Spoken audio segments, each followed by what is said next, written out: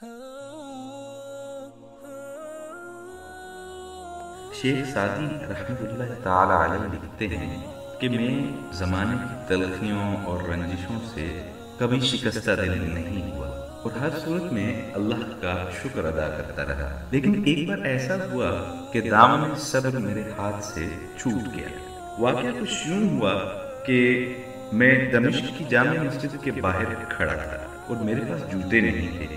اس حال میں اللہ سے شکوہ کرنے لگا کہ اے اللہ، میرے پاس جوتے بھی نہیں ہیں۔ اسی اثناء میں میری نظر ایک فقیر پر پڑی کہ جس کے پاؤں نہیں تھے۔ میں نے پاؤں کی سلامتی پر اللہ کا شکر ادا کیا اور ننگے پاؤں رہنا ہی غنیمت سمجھا۔ تو اس حکایت سے ہمیں یہ سبق حاصل ہوتا ہے کہ اللہ کا شکر ہر حال میں ادا کرنا چاہیے۔ اگر آپ نظر دوڑائیں تو آپ کو ایسے بہت سے لوگ ملیں گے جن کے حالات آپ سے بھی زیادہ گئے گزرے ہیں۔